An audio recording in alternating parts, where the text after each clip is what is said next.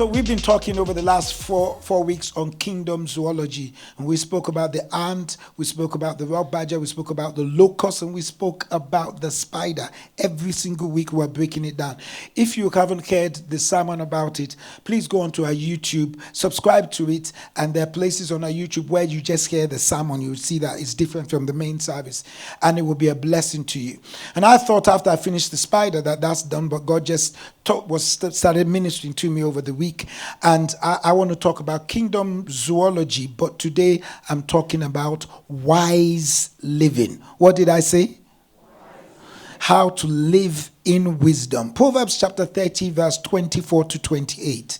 It says, there are 4 things which are little on the earth, but they are exceedingly wise. They are what? Exceedingly what?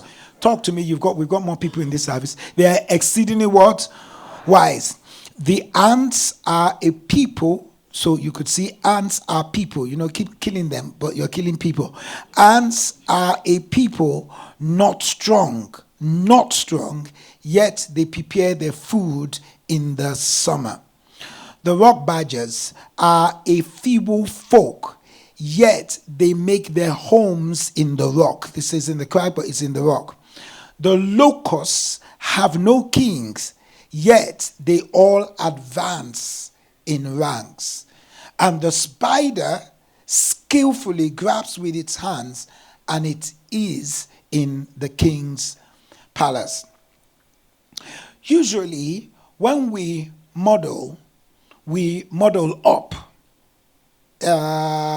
We place before us men and women who have succeeded and have left an imprint on the earth. So when we're looking for a role model, we normally role model up. We normally try to go up. Who is up there? Who has done that? Who has succeeded? Let's follow that pattern. But Agur, who wrote this part of the book of Proverbs, who was one of the wisest men also in those areas, on the other hand, he modeled down. Okay.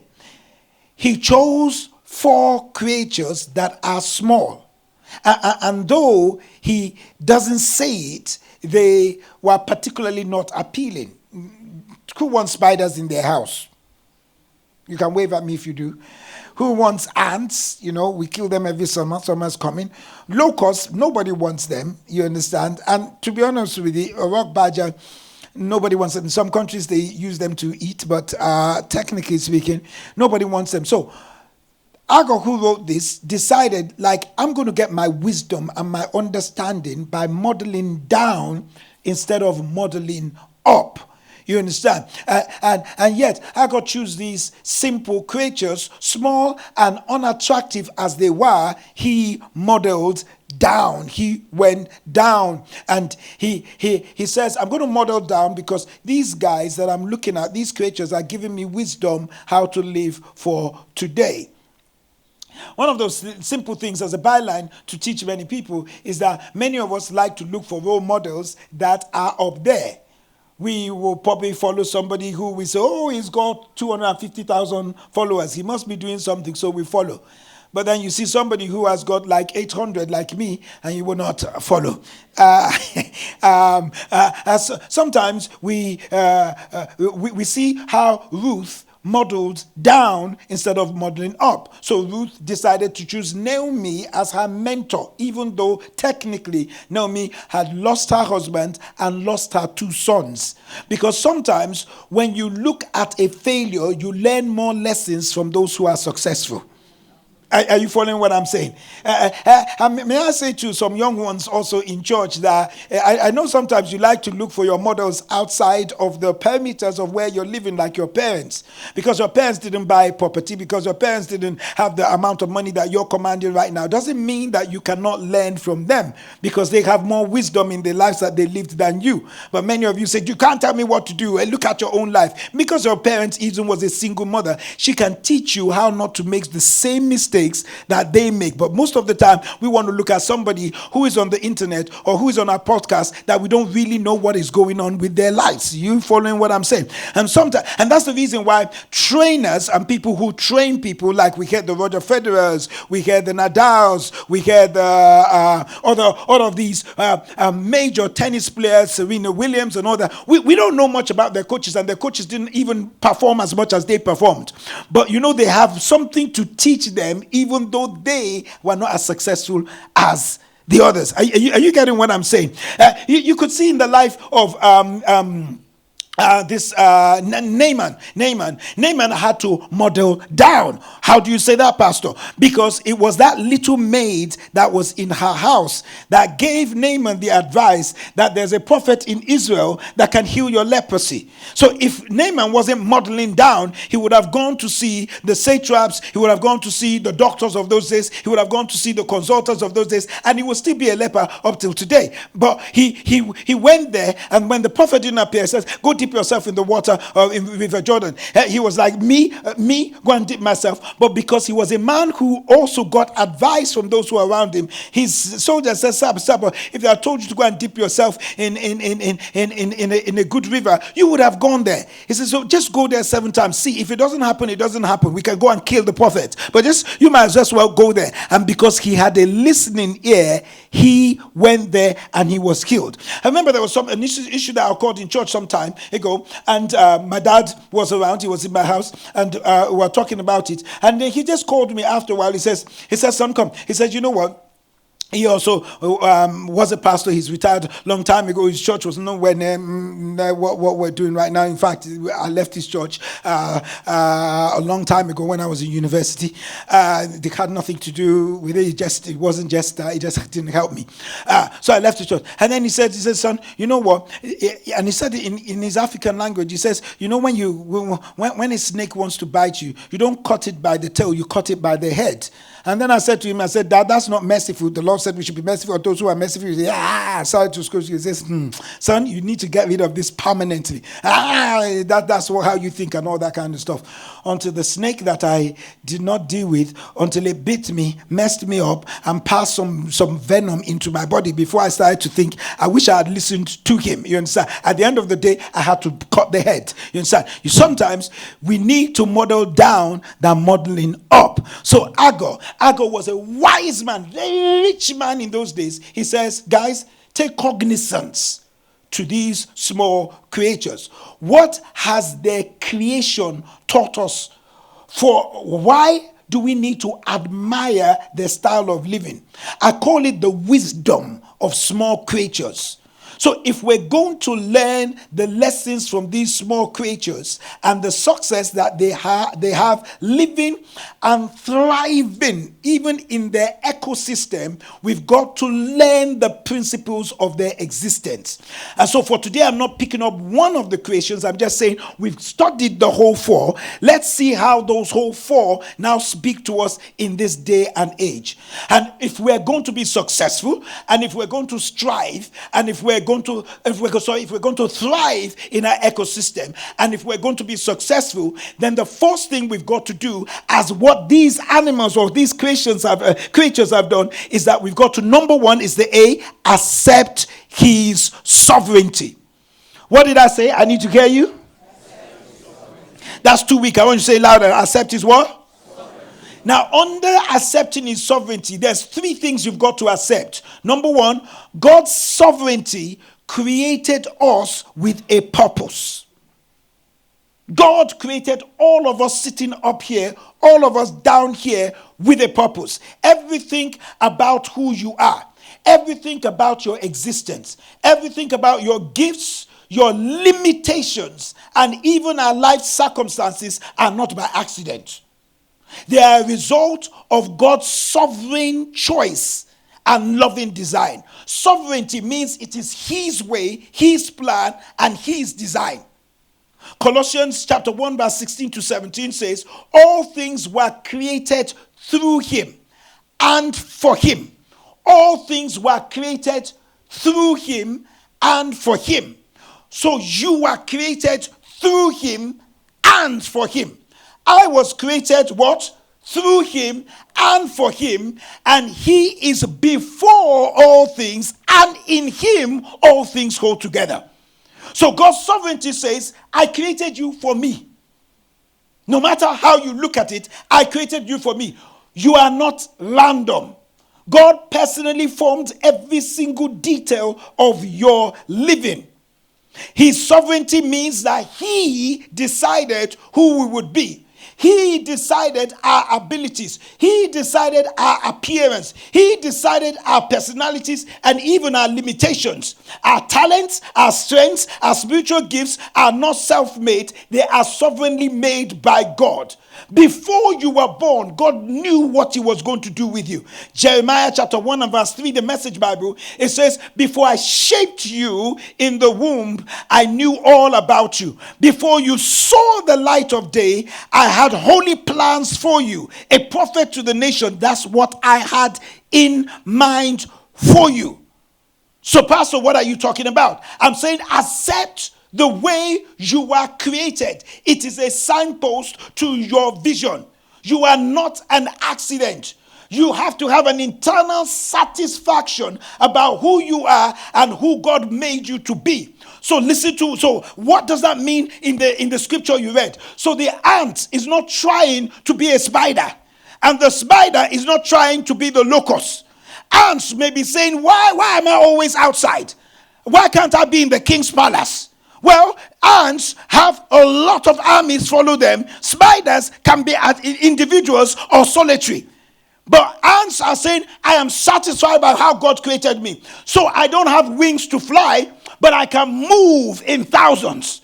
The locusts are saying, you know what? I can fly to anywhere and we can devastate a whole plantation and we can feed. Do you get what I'm saying? The rock badger says, you know what? The eagle wants to always kill me, but I have something in me that can allow me to run into a place. And the spider is saying to himself, I don't have wings, but the silk that I produce from inside me to make webs is even stronger than steel. So God created me to have silk. God created the locust to fly.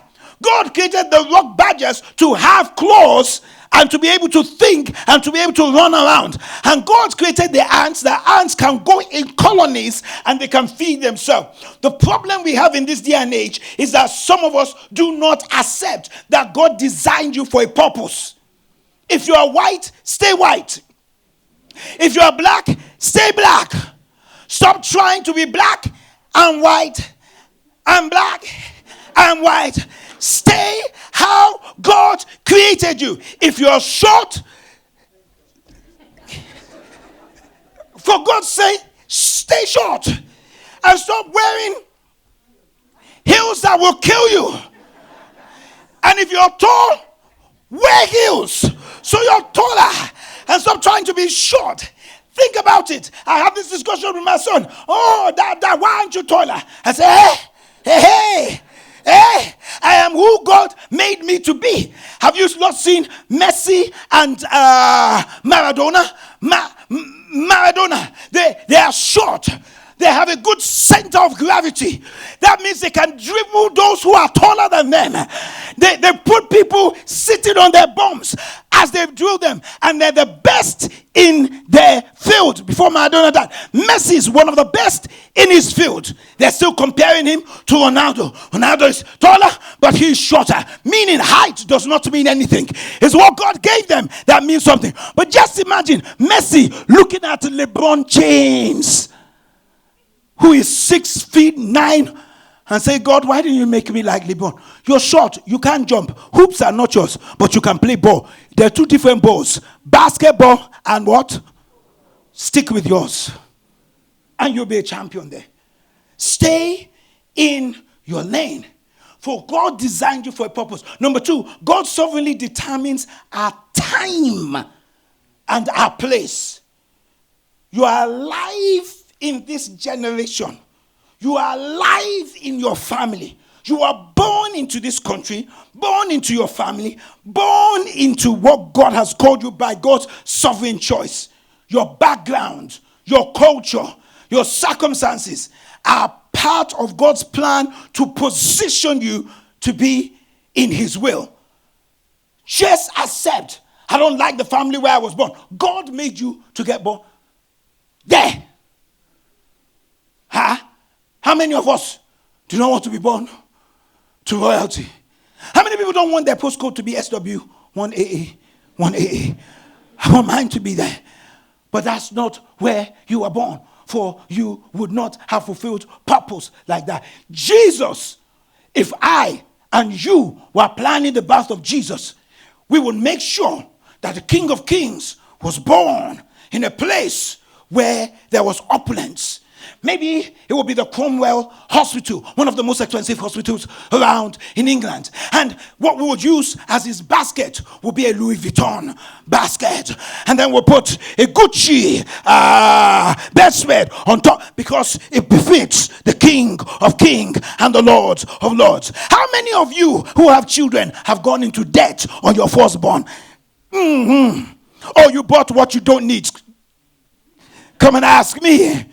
After 10 years, my wife said, I've waited for 10 years. I can buy anything. 60% of what she bought, my son didn't use. We had 3 different beds. One in his room, one in the sitting room, one in our room. And our baby, is this not an overkill? Just to get, no, only one did he use. Only one. But yes, we need to prepare. We need to make room. The worst one was the car seat. She bought this complicated car seat that you can take out, you can put on, it can swirl around, it can move. The day she gave birth, guess who was supposed to fit the car seat in the car? I looked at the thing and like, where is this going? So we were in church that day. I was going to church to pick her up. So I also got these protocols. Help me fix it. They had no clue. You see, if she had bought a simple one, the baby is just going to, the baby has no clue if it was expensive or if it was cheap. All they want to do is they want to sit in it. And in fact, he didn't even spend too much time in there crying, I don't want to sit, I don't want to sit, I don't want to sit. In fact, it was such a problem that we'll put him in the car seat, turn it around, and he'll be facing the seat. Sometimes I'm driving and he's crying. Sometimes there was one day I had to park at Old Street just to come out and look at him. Just to come out and say, what is wrong?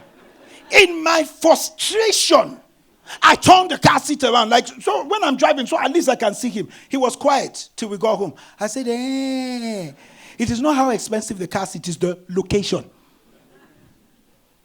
But Jesus was born in a manger, saying, it is not where I'm born that gives me credibility.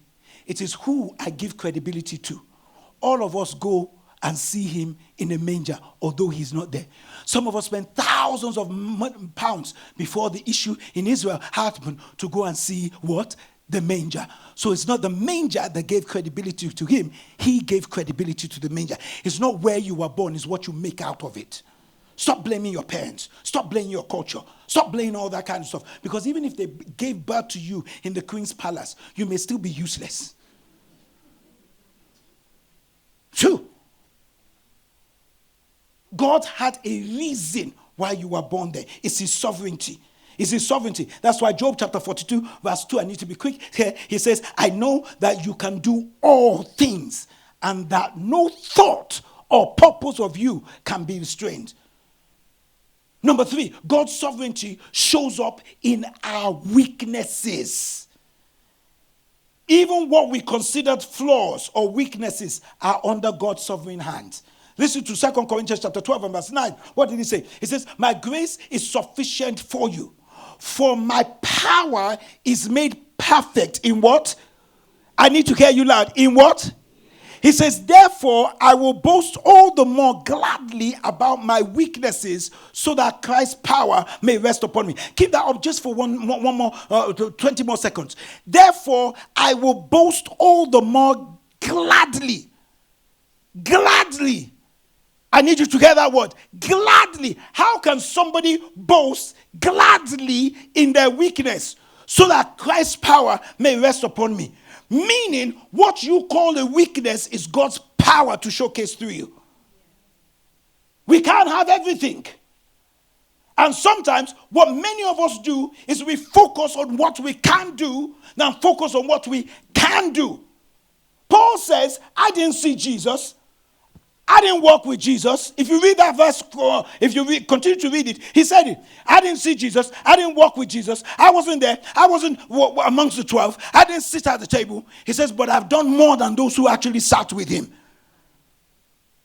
He says, I know I have a weakness. I know I killed the Christian. He says, but God takes joy in my weakness. And what many of you do is you go out for a date, and then you sit down at the date, and then you say, the problem I have is I have this, my parents are this. Shut up, man. Just tell them who you are, what you are. I'm the righteousness of God through Christ Jesus. In fact, I'm so good that I afforded to take you out to eat lunch. Talk about what you can do. Why are you talking about your weaknesses? Have you seen the spider come up to you to say, I'm smaller than you, so I know you can kill me? No, if you mess up with a black widow or you mess up with a spider that has venom, they will show you where their power is. Not in how big they are, but in what they have. In fact, they kill people because people assume they're weak. And the spider doesn't come to you to show I'm weak. The spider just says, anything I have becomes a weapon for me. That's why many people won't go into a relationship, because all they're exhibiting is their weaknesses, their failures. We all have failed. We all have weaknesses. But like these creatures, accept your weakness and let there be an area where God's glory will shine the brightest. Make no mistakes. He has made you as a masterpiece. You've got to accept his sovereignty. Why he created you to be like that. God has something in plan for you. And you've got to be able to understand, I can't do everything. I'm not set up to do everything. My wife is so good in knowing names. My wife is good in remembering birthdays. My wife is good in, if you take her one place, she doesn't need any sat nav. I can't remember names. Can't remember my children's birthday. Can't remember where you take me one time. And initially, before the sat nav came, she was king over my life. But we've been here before. I say, hey, just leave me. Tell me where we're going. Now, I don't need you. I just need ways. Ways will make a way where there seems to be no way. Pastor, why did you say that? Because it happened also with Moses. Moses says, you want me to go to Egypt? Do you know I'm a stutterer? Do you know I can't speak? God says, hey, I'm not going to heal your stuttering.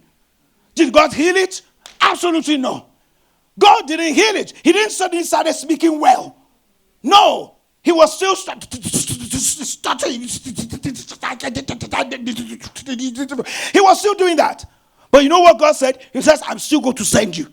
Because I want people to be shocked that so much power can come out of a stutterer. And you know what? I'm not going to leave you alone. I'm going to call Aaron. Aaron will be your mouthpiece. You will just do the miracles. So God says, I know, and I created you to be a stutterer so that I will show Egypt that a stutterer can do things even an orator cannot do. So stop doing things that kill your vision. So how do I accept God's sovereignty? I'm glad you asked me. Number one, stop despising. Stop despising yourself. Don't despise the gifts or envy other people's gifts. Embrace your callings with gratitude and confidence. Ephesians 2:10 says, for we are his workmanship, created in Christ Jesus for good works. For good works, which God prepared beforehand that we should walk in them. Stop despising yourself. The problem we have is that we are creating other people's creation and becoming a cheap photocopy of somebody else's original. Be yourself. Everyone else is taken. Be yourself. Problems with copying someone else is you constrain yourself to someone else's pattern, which is affiliated to their own life journey. Hence, you stop having your own journey. Stop despising yourself. Because by despising yourself, you're implying that God made a mistake by making you as who you are. And you allow others to define your idea of attractiveness. Hence, you give them control over your self-esteem. Stop despising yourself. I'm Ty. That's who I am. I'm just who I am. I don't want to be somebody else. I don't want to preach like somebody else. I am not an itinerant preacher. People don't invite me all over the church. In fact, one time God said, sit yourself down in your church and develop your people. And we can see the expansion that has occurred with that. When people invite me to come and preach, I say, what do you want me to preach about? And they say this. I said, I'm not called to do that. And they say, what? I said, I'm just called to the young ones. I'm called to the next generation. If you don't like the way I preach, don't invite me. One minute, pastor preached, told me to come to the church. I came to the church. I sat down. They were all wearing tie. I said, And I said to the pastor, I thought this was a youth conference. He said, it is, pastor. I said, so why are the over 40s taking announcements? He says, Pastor, we just want to teach them. I said, the church has been existing for 28 years. What do you want to teach them? He says, Pastor Tai, you've come again. I said, hey, let me ask you a question though. Can I do anything up there?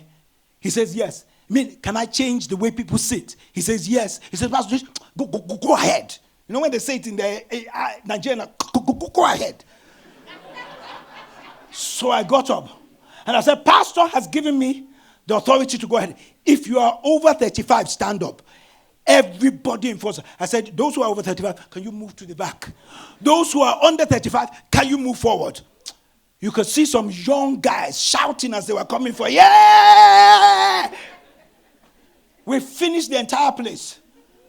He hasn't invited me back. I don't know. But that's what I'm called to. That's what the church is called to change the next generation. It's shaping lives. So why do I want to despise myself because I don't have a lot of other people in church? No. That's what God called me to do. That's what God called you to do. So if you're going to accept his sovereignty, first thing is stop despising yourself. Number 2, stop comparing. Stop comparing. Stop comparing. Don't compare the ant to the rock badger. The ants were not comparing themselves to the spiders. The locust was not comparing himself to the rock badgers. Listen to me. Let me bless you this afternoon. Until you stop comparing yourself to others, you will never be able to give birth to the unique gifts that he has placed on the inside of you, like the spider. Don't waste your time on things that you're not formed to do.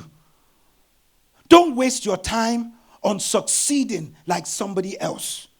Psalm 139, verse 13 to 14 says, you formed my inward parts. You covered me in my mother's womb. I will praise you, for you are fearfully and wonderfully made. Marvelous are your works, and that my soul knows very well. Don't compare yourself. Some people won't even come to church because they say, hey, I don't have the clothes. Which clothes? Everything I'm wearing is not more. It can't be up to 60 pounds. Who remembers your jeans? In fact, who remembered your wedding dress? The one that's the most expensive you've bought. Just be who you are. That's why many people won't get married and lose their relationship because they're comparing. Oh, I went to this wedding and this wedding was so glorious. I went to a wedding. It was, which one? I can't remember. We went overseas. You said the place was the best I've ever been in. Best. But not all of us have the money to do that. And then you will go compare yourself. That's what I want. And then you go into debt. Or you will keep saving. And the guy or the girl, you choose which one, is saying, let's get married now. Even if you get married in church, I am fine with it. I'm interested in the marriage than the wedding. Oh, no, it has to be this way. Oh, no. Until the guy or the girl knows himself out of the relationship. And before you know anything, you'll be saying, no, this didn't happen. No, this didn't happen. Until you see him send you or her send you an invitation to his wedding 1 year down the line. Because you're comparing yourself. Hey, don't buy me a ring that's not like my sister. Hey, the guy is in debt. Who bought it for your sister? We keep comparing ourselves. I'm a twin, an identical twin. I don't compare myself to my twin brother. He's a doctor in theology. I prayed to God to allow me to get my master's in there. When he came to me, he says, are you going to go for your doctorate degree? I said, yeah, at home. It's not happening. He's got the intellect to do that. I can talk. This is what God called me to do. Be who you are. I was coming this morning and 2 things happened to me. One, I was on Premier Radio. Listen to Premier as we were coming.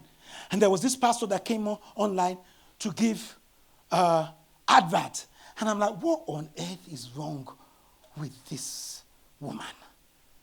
Number one, you don't even have the accent for this advert. Number two, can't you get somebody in your church that has more, stuff that can do it? They called me into a meeting in Islington Council to come for a meeting. The pastor of the church and stuff. I knew if I went there, I would say utter nonsense. They will even assume that I come from one ethnicity and all that. I just called one guy in the church who's an orator, who speaks British proper. Go and speak to them and come back to me. And he spoke to them, and they're still in dialogue. It would have been a monologue if I had went there. I'm not called to do that. I'm not designed to do that. Find somebody else who can plug your weaknesses. Stay on your own lane. We go to Turnpike Lane this morning. Turnpike, down the road there. And I saw a shop. On the shop, they said hairdressers. Underneath, barbering saloon. Underneath, hot bed, or what was that? Tanning, sunbed. And then they had the audacity to also say teeth whitening in the same place. But that would have been okay. I would have sorted myself out until I saw also African cuisine. I said, babe, am I seeing? Is it? So where you whiten your teeth and you do your hair, I have to eat. How is hair not going to go into the food? Brother, what exactly are you doing in this shop? Because if I'm looking for a professional, I'm not going to look for a jack of all trades, by the way. And that's what many of you do. Because they compare if I can say I do all these things, I'll collect the money. We're not coming to your shop because we don't know if it's food you're doing. How do you tell me to eat food and whiten my teeth at the same time?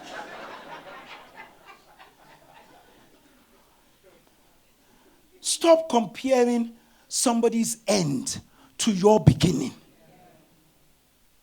Remember, we always compare the worst of what we know about ourselves to the best assumptions we make about others. Be reminded, nobody has it all. Strive for reality over appearance. Stop despising yourself. Stop comparing. And number 3, stop fighting. Are you fighting against the way God made you?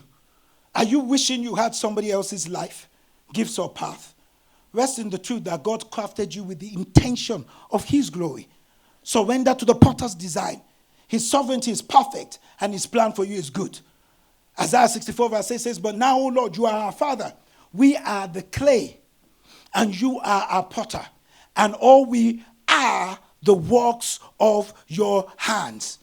Let me say this to anybody. This may disappoint you. He didn't give us everything. He gave us exactly what we need to fulfill His purpose. Trust that you are part of God's intentional design. Everyone has their own design and lane that God has designated for them. Therefore, instead of wishing for a different life, a different situation, ask God, God, how can I glorify you right now in where you have placed me? So the rock badgers, the locusts, the spider, and the ants taught us one thing: accept God's sovereignty. They were created that way. You were created that way. Number 2, align with your identity. What did I say? Shout it 2 times. Align with your identity. I know you're sitting with somebody you don't know, but just turn to them briefly and say, align with your identity. Align with your identity. Live in accordance to your identity. Regulate your life in accordance with that. 1 Corinthians chapter 15 and verse 10, the Amplified Classic Bible says, but by the grace, let's all read it. Ready, steady, go.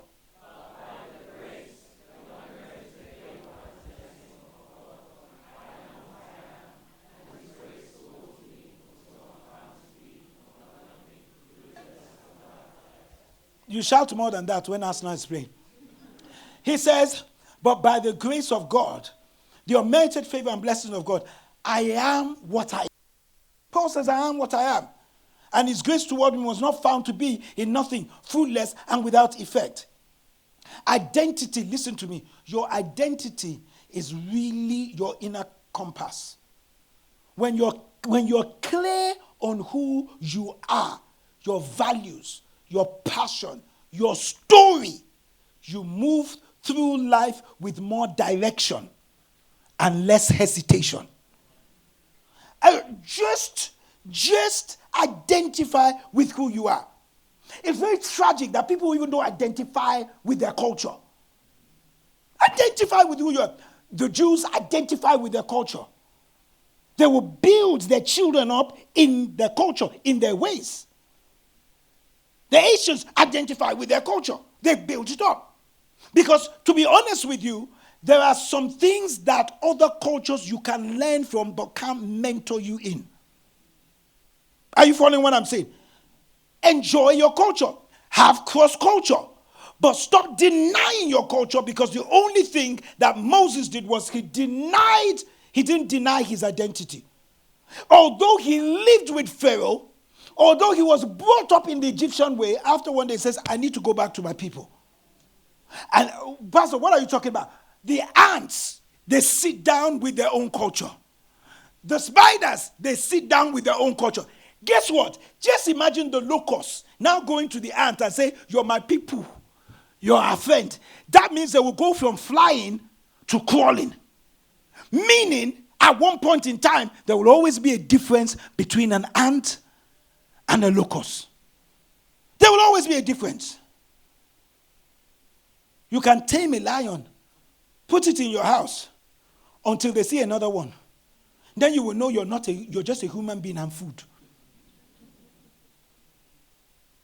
Stick with who you are. Stop trying to fit into places that are not yours. Identify who you are. I'm not talking about difference in cultural backgrounds and hate this culture. No. I'm just saying many of us, we deny our identity to please others. I went to a party. It was a black dress. Formal. I also have my own formal wear. It's not tie. It's a formal, big, massive. I walked into the place. My wife said, yeah, but they said black tie. I said, this is my black tie. And I walked in there. I said, but you know, I said, you wear that, me. And as I walked in, oh, we like that. Oh, we like that. I said, yeah, 1,500. Walked in. And then we sat at the meal. And we started eating. You gave me chicken. The chicken was hard. And I'm using knife. It's not working. At one point in time, I remember where I came from. I just held the chicken and started eating. The guy beside me says, thank you. Picked the chicken, started eating. Everyone was laughing. They all picked the chicken and started eating. The knife is not going through the chicken. Pick the whole thing. And when you finish eating the chicken, don't be like me. Then the bones.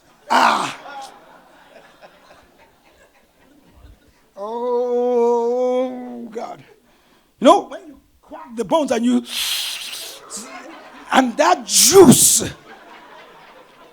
Here we are. Just leave me alone.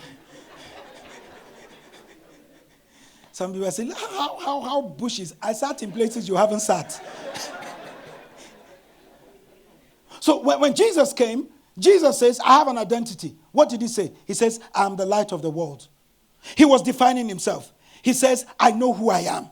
Over 18 times in the Bible, Jesus says, I am. And then he gives a description of who he is. He says, I am the door. He says, I am the bread of life. He says, I am the way, what? The truth and the life. He says, when they were so angry with him, he says, you still don't understand. I am the resurrection and life. And then they became so angry with him. But over and over again, he defined himself. He was saying, I know who I am. And as a result, I am not under pressure. Many people are under pressure because you do not know who you are. And if you don't know who you are, the world will tell you who they want you to be. If you don't know who you are, you will accept people's definition of who you are. It is more important for you to know who you are than to know what others think about you. This week I had this thing with my daughter too. My wife dressed my daughter up, put her in a nice 80s style and all that. My wife came back from dropping her at school and was angry. Why? Because she got to the school, and then she met one of her friends, and her friend said something, and immediately she took off the 90, the 80s, the 70 wig. My wife is a militant person when it comes to church. She just turned around, stopped the car, went in, said, "Give me the wig," and went back. I said, it should have been me. I will put that wig on your head and I'll walk you into this class. And so when she came back, I had a discussion. You are a leader. You don't have to always follow. That person told you something, maybe made fun of you, but that person didn't make any effort. But likewise, there were also many in her class that dressed exactly the same way her mom dressed her. You see, you will lose out in life if you allow other people to tell you who you should be. And then they were giving prize for the best dress. And you came with your African, braid. We don't want, this is not a braid thing. This is a 90s, 80s Bobby Brown hairstyle. Listen, you have to choose to be different. There was one of our colleagues, a white guy, he came in with this massive long chain with some jewelry on. I said, you see, this is what we're talking about. Because people may be jealous of where you're going, and they know they can't go where you're going, so they will stop you from going there. Identify with who you are. You have to choose to be different. These work badgers, these locusts, these spiders, they chose to be different. Choose not to walk to the beat of another drummer. Always be a first-rate version of yourself, not a second-rate version of somebody else. Be who you are. If not, you will become a passenger in your own life rather than the driver. You will lose sight of the goals, and you won't be able to build the kind of life you want when other people are in control of your goals. Beware of what I call stolen identity. Don't let people steal your identity. That is the purpose of the devil. When people's validation becomes your identity, then you will find yourself on the wrong path of destiny. People lose value of their self-worth because they are either not true to themselves or they don't like themselves. Develop on the inside of your spirit what you are, so you do not become a victim to external validations. And number 3, so the first thing is accept sovereignty. The second thing is align with your identity. And the third thing is what? It says adopt continuity. Stay steadfast in what you're called to do. Continuity is staying consistent and steady in your walk with God, in your purpose, in your calling, even when circumstances change. Continuity, listen to me, brings long-term fruits. Small, consistent actions bring great harvest. I want you to write this down if you can. Continuity does not mean constant productivity. It means steady faith through every season. You have to continue. If you're losing weight, stay there. After 3 weeks, you get onto the stuff. It looks like you've gained weight. Stay on the course. Sooner or later, it will start to drop.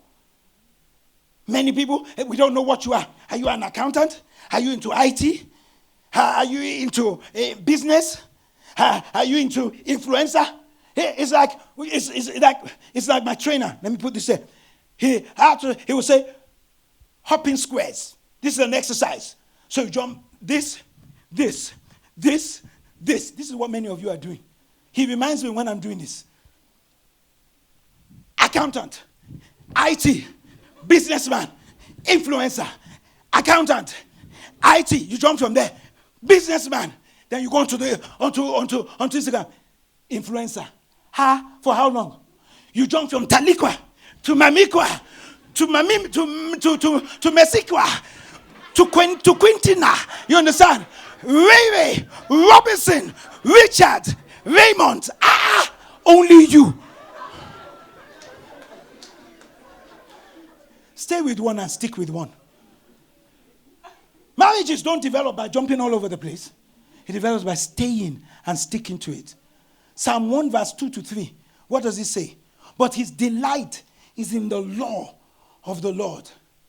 And on his law, his precepts and teaching. He what? Everybody shout that. He what? What does he do? Shout louder.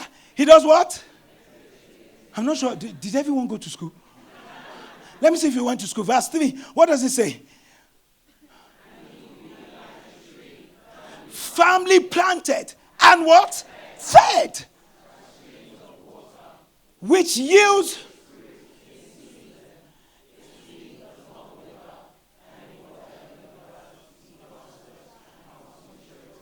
He stays there. The tree is not in hopping squares. Hey. Oh, there's no water here today. Let me go to this place. Let me go to this place. Stay where you are. The Bible says habitually sits there, is being fed, and then he will prosper. Your season will come. Don't be a hairdresser today and be a fashion designer tomorrow. Stick with dressing the hair. If you're a fashion designer, stick with designing the fashion. If you're an influencer, influence. If you're a speaker, speak. Not everybody can do everything. I said this in the first service. A wonderful sister of ours, Sister Margaret, she's in charge of cleaning this entire church. I can't clean the way she cleans. Everybody else has tried, but they can't. Everything you see here has been here for 16 years. We haven't changed anything. But it's because we have somebody who is specially noted to take cognizance to every single thing. We've not changed anything in that toilet, and you can still have a conversation there. Because there's continuity, and she has not picked up the mic one time to give announcements, because everybody has their own talents and their own strength. Stay in your lane, because the majority of problems affecting success is the lack of continuity. You start, you stop. You start, you stop. You start and stop. For if there's continuity, the ingredient of continuity is focus. When you focus, you will see results. Stick to what you are called to. Because like a postage stamp, it sticks to the envelope until it reaches its destination. When kings lose direction, it's because they become servants. And they become servants because they lose focus. The world makes way for the man who knows, or the woman who knows where they are going. When you don't know where you are going, you go nowhere. Just imagine that you're going to Heathrow and you get onto the train, and then suddenly you saw your friend. You've got a flight to catch. And then you saw your friend, and the friend says, oh, follow me. Let's quickly get to Paddington. When we get to Paddington, let's just have a quick meal. And then after a quick meal, we hop back. You lose focus. You go and have the meal. You come back. Oh, there's a problem on the line. And then you start panicking. Jesus, open the door. No, Jesus has gone. Jesus has, he's gone to somebody else who has focus. You got distracted. You got distracted. You can even be in the airport. You have already checked in. You've already got your stuff. And then you saw your friend. And then you went shopping all over the place. You lost track of time. And then you start running with your oversized backpack because you lost focus. Continue on your lane, because men and women are focused. And any man or woman who knows where they're going, they're automatically focused. These four creatures taught us that if we're going to be successful, you've got to accept how God created us. Accept sovereignty. You've got to align yourself with destiny. You've got to adapt continuity. It's sovereignty, identity, and continuity. Then you will expand. Then you will thrive. Then you will put shame to the devil. Did you get anything from me this afternoon? We'll just keep on praising him, raising up. Oh yeah. You see people